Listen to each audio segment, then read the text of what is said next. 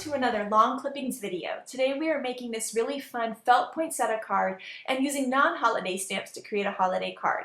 So first we're going to make this felt poinsettia. I just bought some felt at my local craft store and right now I'm just freehand cutting a petal.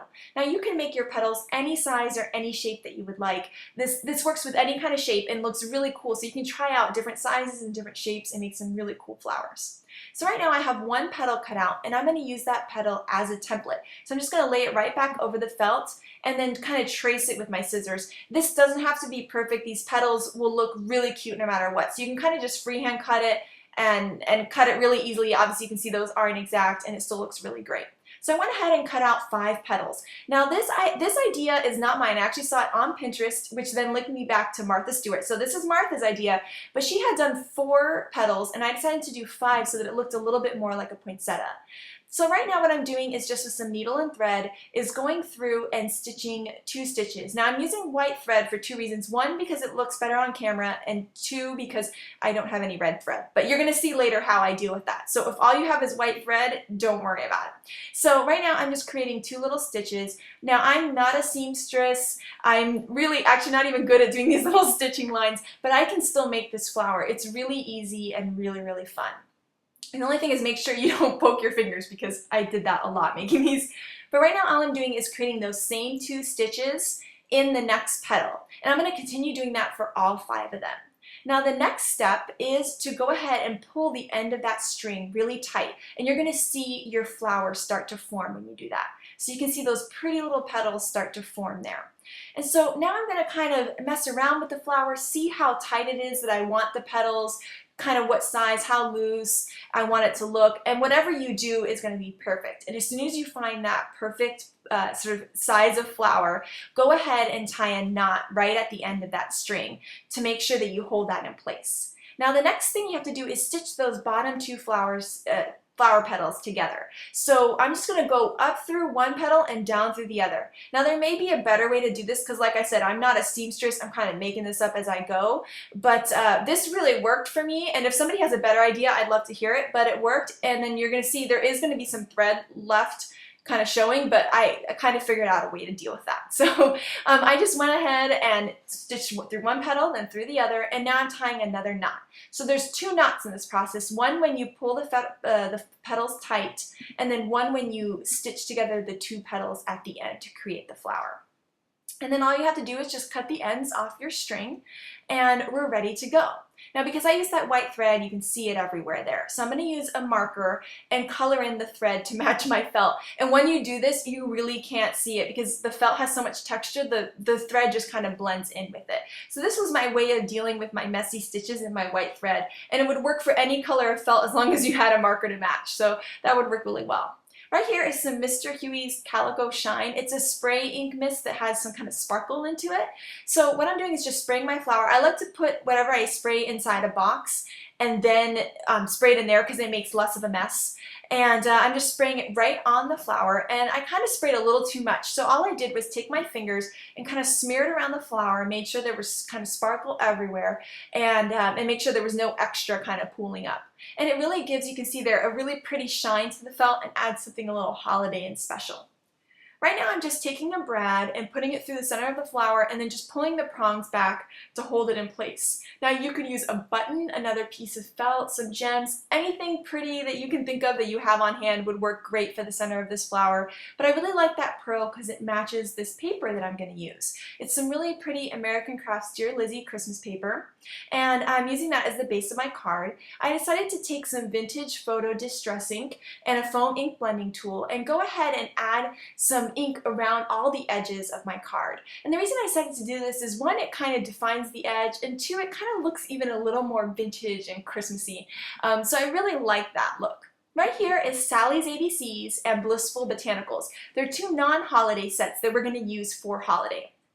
And we're actually going to stamp on some pattern paper here. It's a really subtle pattern, and stamping on this and coloring on these subtle patterns is actually really fun and kind of adds some texture to your little stamped out pieces. So I went ahead and colored them and cut them out, and I really like that extra texture that's there. It's really subtle, but it adds something, especially when my paper has so much texture and my flower has so much texture. It really makes those little cut out stamped pieces kind of come alive.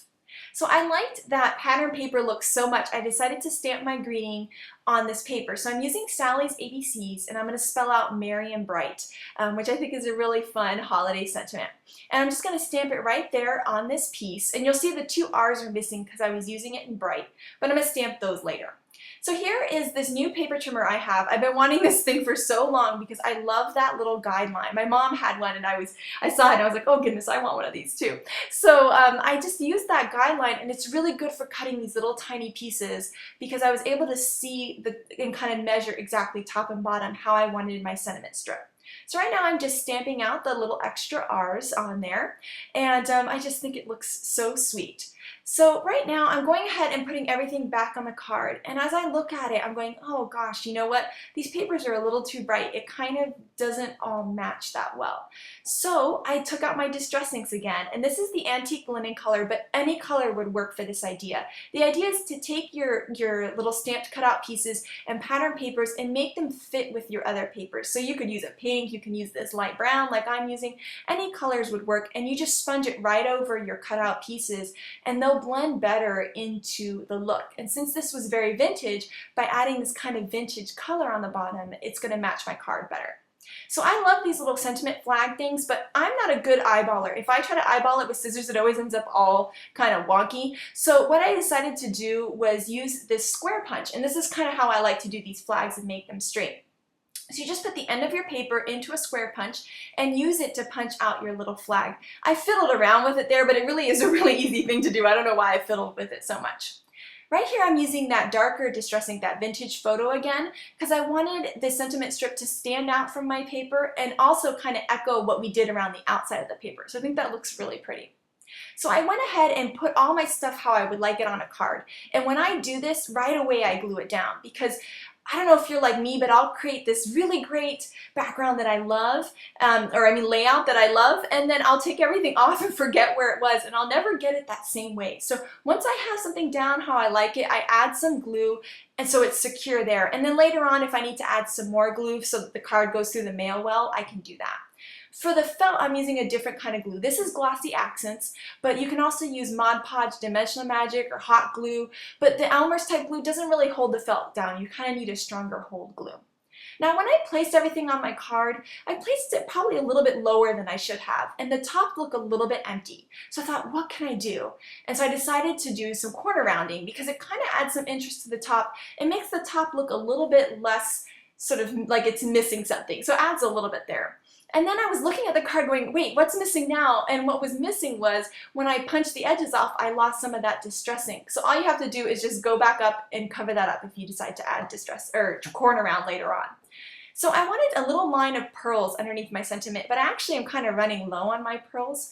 So I decided to use this liquid pearls, and it's kind of like a puffy paint, and you can go and make little tiny pearls with it all along your sentiment, and it looks really pretty. But when you do this, it kind of has like a little tip to the top of it. It doesn't have a flat round pearl look.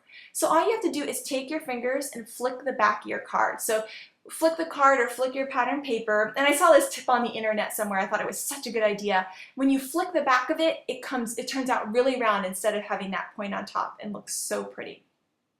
So this is a little trick of mine. I like to use glitter glue. This is Stickles, but any glitter glue will work. And I put some on a scratch paper, and then I take a toothpick and I apply it to my letters in my sentiment this way. It really makes the sentiment stand out and look extra special, and it's actually really inexpensive to do, which is really great for mass producing cards. So, and it's really quick too. So I just used that toothpick like a pen, and then it just added that glitter, and it looks really, really special. You can see all of that great sparkle there. It looks really, really fantastic. And so the next thing I decided to do was add some brown stitching lines. And the reason I did this was the pearls almost started looking like stitching lines to me, and I thought they should be somewhere else. The other thing that adding the stitching does is help deal with that empty up on the top problem. And now I think the card is looking a lot more balanced and pretty. Plus stitching lines are just so much fun. So that is the card. You can see how sparkly and pretty it is, and it's really fun to use non-holiday stamps for a holiday card. So thank you so much for watching, and I hope you have an amazing day. Bye!